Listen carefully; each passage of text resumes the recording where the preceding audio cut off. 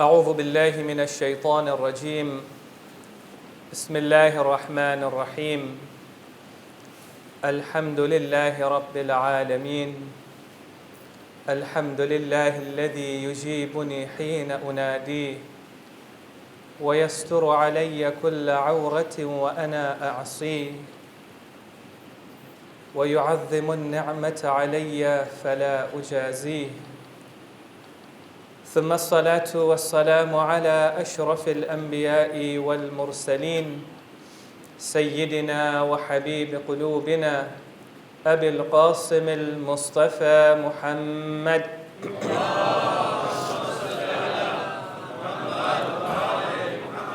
وعلى أهل بيته الطيبين الطاهرين أما بعد السلام عليكم جميعا ورحمة الله وبركاته. We have been requested to remember all those who are sick, in particular a marid and a marida who are in need of our du'as, that inshallah on this night as we remember Lady Khadija alayhi salam, that Allah subhanahu wa ta'ala will grant them and all those who are sick a complete and a quick recovery by the barakah of the ayah of Shafa recited 5 times. Bismillahir Rahmanir Rahim. أَمَّن يُجِيبُ الْمُضْطَرَّ إِذَا دَعَاهُ وَيَكْشِفُ السُّوءَ أَمَّن يُجِيبُ الْمُضْطَرَّ إِذَا دَعَاهُ وَيَكْشِفُ السُّوءَ أَمَّن يُجِيبُ الْمُضْطَرَّ إِذَا دَعَاهُ وَيَكْشِفُ السُّوءَ أَمَّن يُجِيبُ الْمُضْطَرَّ إِذَا دَعَاهُ وَيَكْشِفُ السُّوءَ أَمَّن يُجِيبُ الْمُضْطَرَّ إِذَا دَعَاهُ وَيَكْشِفُ السُّوءَ. We have gathered tonight to commemorate the wafat of a great lady in the history of Islam. She is the mother of Lady Fatima, the wife of the Prophet of Allah. She is Lady Khadija alayha salam. And you find that the Imams from the Ahlul Bayt would take pride in introducing themselves as the grandchildren of this great lady. When the 4th Holy Imam went into the court of Yazid, and in that gathering a speaker climbed up a pulpit, and in his speech he praised the Bani Umayyah, and he insulted the Ahlul Bayt alayhimus salam. At that time the Imam turned to Yazid and said, "Now give me an opportunity so that I may climb these steps and say something that is beneficial to the people." And despite his reluctance, because of the pressure that the people put on him, he allowed the Imam to climb the pulpit. And from there the Imam started to introduce himself. And he said, "Man arafani faqad arafani." The one who knows me, then he knows me. وَمَنْ لَمْ يَعْرِفْنِي, and the one who doesn't know me, وَعَرِّفُهُ بِحَسَبِي وَنَسَبِي. I'm going to introduce to him my hasab and my nasab, my lineage. I will tell you who I am. And then the Imam started in a very lengthy presentation. He said, أَنَا ابْنُ مُحَمَّدٍ الْمُصْطَفَى أَنَا ابْنُ فَاطِمَةَ الزَّهْرَى أَنَا ابْنُ خَدِيجَةِ الْكُبْرَى. That is who I am. I'm the grandson of Khadijat al-Kubra. This great lady is a role model for us. And she is a role model for the men and the women in the community. Normally we say that Lady Khadija is a role model for our girls. Lady Fatima is a role model for our women. It is more accurate to say that Lady Khadija and Lady Fatima, they are role models for the men and the women of our community. That is how Allah subhanahu wa ta'ala introduces the great ladies in the Quran. وَضَرَبَ اللَّهُ مَثَلًا لِلَّذِينَ آمَنُوا امْرَأَةَ فِرْعَوْنَ. And God gives you a great example a great example for those who believe. Our scholars point out, لِلَّذِينَ آمَنُوا, those who believe, refers both to the men and to the women. Who is this example? امرأة فرعون, Lady Asiya, the wife of Fir'aun. It is said that Lady Asiya was practicing her faith in taqiyya. And when Fir'aun found out, he promised her great riches if she turned away from the message of Musa alayhi salam. And she said, I will not turn away from his message. Then he threatened her with punishment. And she said, I will remain steadfast on this path. Finally, when she was tortured, and he put a great stone on her chest and made her lie down, during the last moments of her life, she recited a dua that was so beautiful that it has now become a verse of the Quran. And God says, إِذْ قَالَتْ, that time when she said, رَبِّ ابْنِ لِي عِنْدَكَ بَيْتًا فِي الْجَنَّةِ, my Lord, grant for me, now that I am sacrificing the palaces of this world, now that I am sacrificing my life in this world, grant me a place near you in Jannah. But she is a role model for the men and the women. And like that, Lady Khadija alayhi salam is a role model for the entire community. She was a lady of great character. She was known for her humanitarian efforts. She would help the poor. She would give to the needy. It is narrated that when anyone wanted to get married and they did not have the funds to get married, Lady Khadija alayhi salam, she would facilitate the marriage. She gave great moral support to the Prophet of Allah, especially during the early days of Islam. You find that when the Prophet of Allah received the first divine revelation, it was difficult upon him. Every time he got divine revelation, it was a difficult experience for him.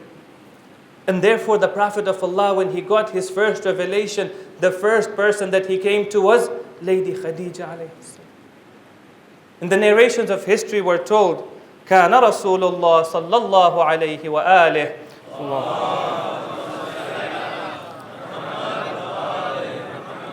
يسكن إليها. He would find peace and tranquility in Lady Khadija alayhi salam.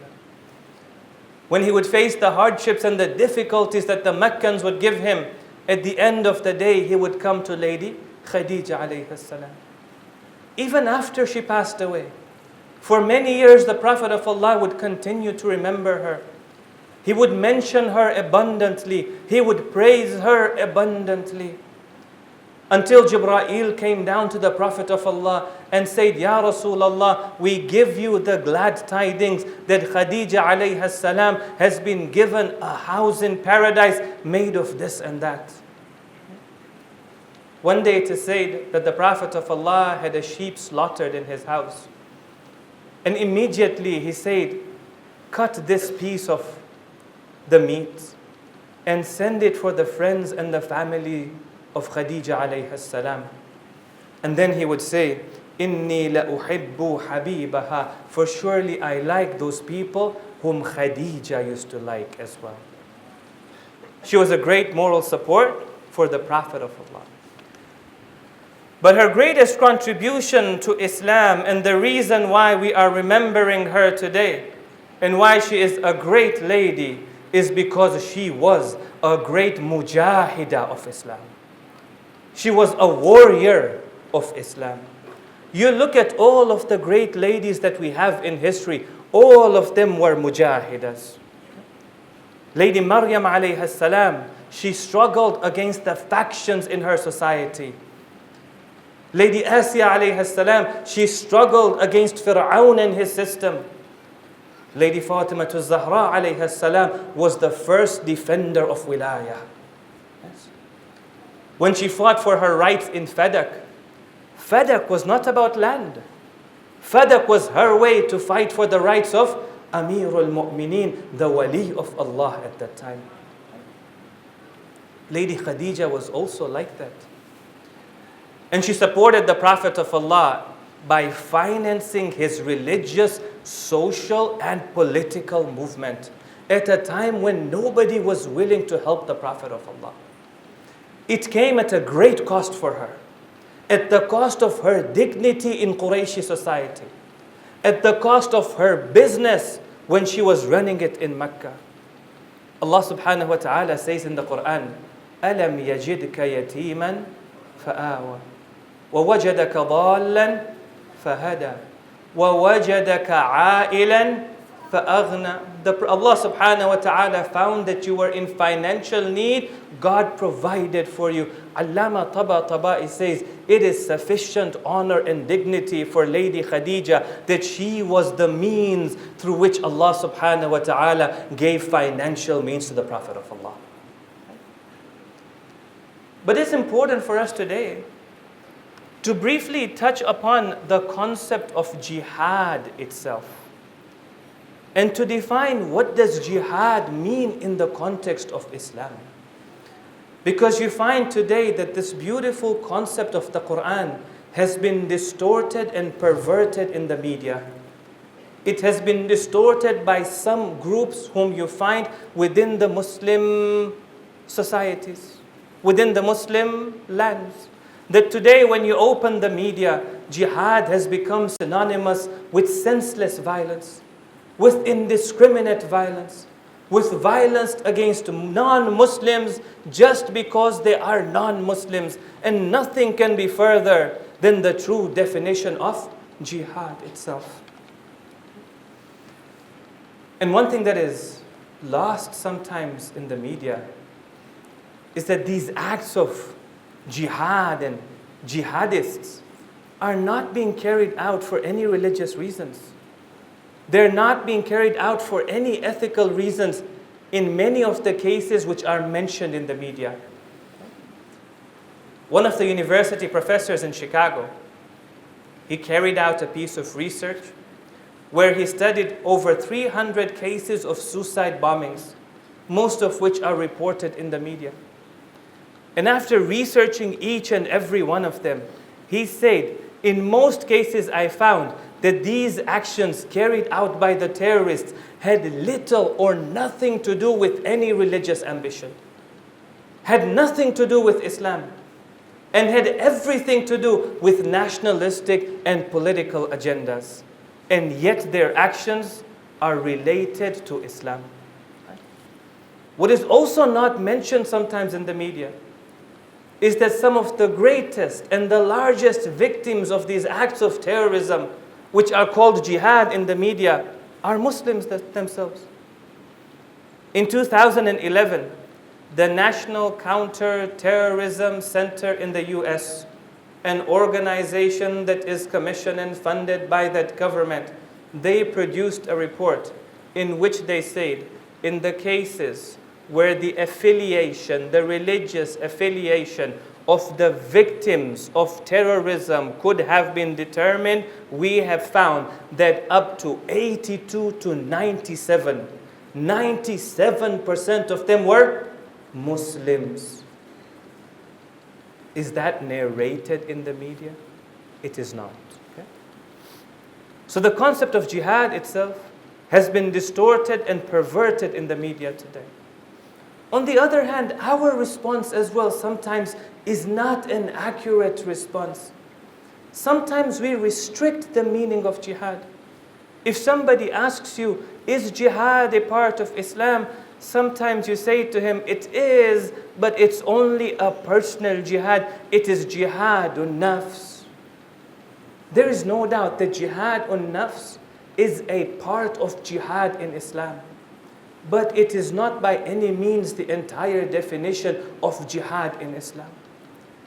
Sometimes we relegate it, and we should not relegate jihad itself to a meaning that becomes a meaningless concept itself, that does not inspire anybody, that does not inspire a human being when he looks at Islam itself. When you go online, sometimes a person says, my jihad is to keep calm and get through the morning traffic. My jihad sometimes is not to be judgmental. My jihad is to be kind to the first person that I see in my day. That's a valuable thing to do. But is jihad limited to that? How about we give a comprehensive definition of jihad? Let us say for a moment that jihad is a struggle. Jihad is a struggle for the liberties, for the freedoms, for the rights, for the security, for the safety of all human beings along an ethical framework and through ethical means. What a comprehensive definition of jihad. Let me now start giving you examples.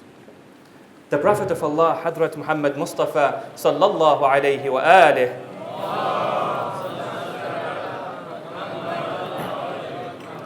he says there was a treaty and a pact that we signed during the days of Jahiliyyah that even if today I had an opportunity, I would like to be a part of that treaty. And it was known as Hilful Fudul. One day a man, during the time of Jahiliyyah, when the Prophet of Allah was a young man, came to the city of Mecca and he carried out a business transaction. He paid the money but did not take the merchandise. The next day he came and he said to the other person, "Give me my merchandise." The other person said, "What merchandise? And what business transaction?" So this person stood up at that time and went on a hill in the city of Mecca. And he called out to the people and said, "Who is going to come to my aid and who is going to support my rights today?" The leaders of Quraysh, some of which were Hunafa, believers in one God, and some of which were Mushrikeen. And they all gathered and banded on that day to say that if a person comes to Mecca and he has no clan, he has no tribe to support him, then we as the leaders of Mecca are going to stand in his support. The Prophet of Allah was one of the people who was a part of that treaty. And he said that if that opportunity comes up to protect the rights of individuals, then I would like to be a part of it. That's a definition of jihad. Some of you may have heard of the name Rosa Parks. She was a civil rights activist in the 60s in America. You see that up until the 60s in America, if you went to an airport over there, you would find that there were two washrooms.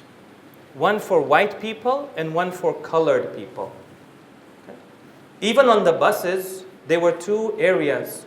One was designated for white people. We're not talking about 1860, we're talking about 1960. One was for white people and one was for colored or black people. And then it was also expected that when there was no space for a white person to sit down, then he could go in the section for colored people, and a person of color had to stand up and give his space to a white person. And if they did not do that, they could be prosecuted under the law.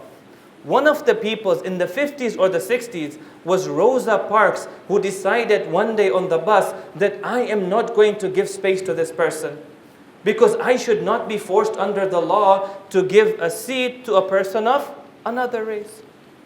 When she did that, she was taken to court, she was taken to jail, and she was close to being prosecuted under the law. Now, if we're talking from the perspective of Arabic language, we're not talking about it from an Islamic definition right now. Just from the perspective of the Arabic language, if a person is an Arab, you're talking to him as an Arabic-speaking person, and you ask him that what this lady did, Rosa Parks, and she became an icon for the civil rights movement in the 60s and the 50s, what would you call it in the Arabic language? There is only one word to define it. That is jihad. Okay? If we define jihad in this manner, don't you think that it is an elating concept? An emancipating concept? When a person looks at that, it inspires him. It puts a spark in his eyes as well. Okay? Lady Khadija was the first mujahida of Islam. Right? She worked and struggled for the rights of the minority Muslim community so that they could practice and propagate their faith in Mecca in Arabia without the persecution that they got from the people of Arabia. I share with you one hadith, and inshallah we'll end the discussion for tonight.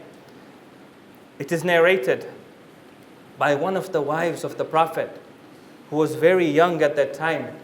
She said that the Prophet of Allah, he used to remember Lady Khadija so much that I became jealous. And one day I said to him, Ya Rasulullah, Ajuzum min ajaizi Quraysh. She was an old lady from the old ladies of Quraysh. Why do you remember her so much? And she said to her, Halaka fi dahr. She has died now. She has passed away. وَقَدْ أَبْدَلَكَ اللَّهُ خَيْرًا مِّنْهَا.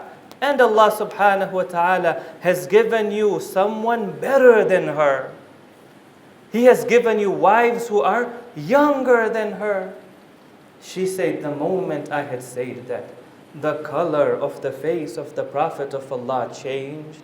I have never seen his color change like that.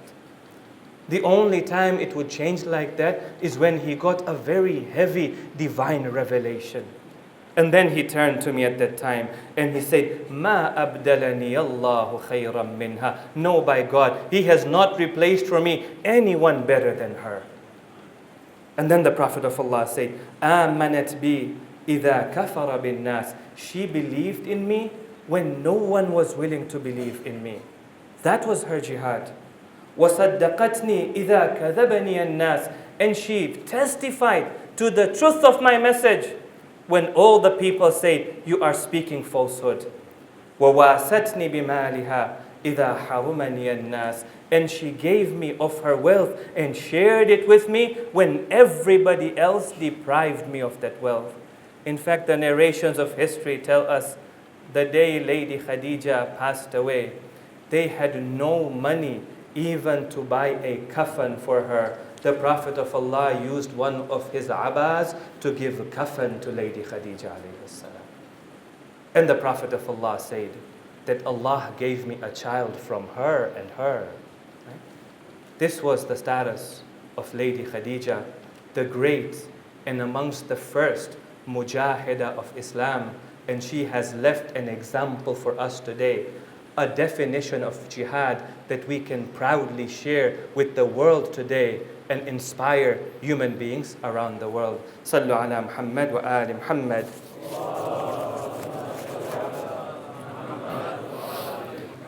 Tonight we are mourning the mother of Lady Fatima alayhi salam. Let us take our hearts to Medina. And in Medina we don't know whether to be in Jannatul Baqi, whether to be near the shrine of the Prophet of Allah, or to be between the shrine of the Prophet of Allah and Jannatul Baqi. O Lady Fatima, we do not know where your grave is, but we still call out to you on this night. Join me in calling out to her. Ya Fatima al-Zahra, Ya bint Muhammad, Ayyatuha al-Batul, Ya qurrata ayn al-Rasul, يا سيدتنا ومولاتنا إنا توجهنا واستشفعنا وتوسلنا بك إلى الله وقدمناك بين يدي حاجاتنا يا وجيهة عند الله اشفعي لنا عند الله يا وجيهة عند الله اشفع لنا عند الله. On that night before Lady Khadija passed away, she was suffering profusely. That night they say the Prophet of Allah spent the whole night with her. He consoled Lady Khadija the way she consoled him for the whole of his life. for the whole of the time that they were married, until early in the morning. Lady Khadija could not remain in the life of this world, and she passed away. Imagine the grief of the Prophet of Allah when Lady Khadija passed away.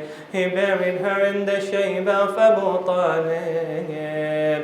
They were all alone at that time. Very few people were with him. There was no coffin that he could provide her, so he buried her in her abaya. We will say, "Oh Lady Khadija, this is very similar to the way your daughter Fatima will be buried." She will say to her husband, "Oh Ali, غسلني بالليل ودفني بالليل. Wash my body in the night and bury me in the night, and do not allow others to come and visit me. Just the way you were buried as a gharib, Lady Fatima will also be buried in the same way." We do not know how the Prophet of Allah felt at that time, but we do know how Amir al-Mu'mineen felt when Lady Fatima passed away. When they buried Lady Fatima, he stood on top of her grave and he turned to Rasulullah and he said, "Inna lillah wa inna ilayhi raji'un. لقد استرجعت الوديعة وأخذت الرهينة." Ya Rasulullah, I am returning your amana today. Today it has been given back to Allah. أما حزني فسرمد. But what about the state of Ali? He says, "As for my grief, it will now be forever. As for my nights, they will now be spent." وسيعلم الذين ظلموا آل محمد أي منقلب ينقلبون. إنا لله وإنا إليه راجعون. Oh Allah, we pray to you accept our grief for the Ahlul Bayt. Oh Allah, we pray to accept our good deeds and forgive our sins. Oh Allah, we pray to you to answer all of our hajat. Oh Allah, those who are sick and suffering, grant them a complete and a quick recovery. Oh Allah, we pray to you for all those who are oppressed around the world. Return peace and justice back to their lives. Oh Allah, we pray to you to hasten the reappearance of the 12th Imam. Sallu ala Muhammad wa ali Muhammad.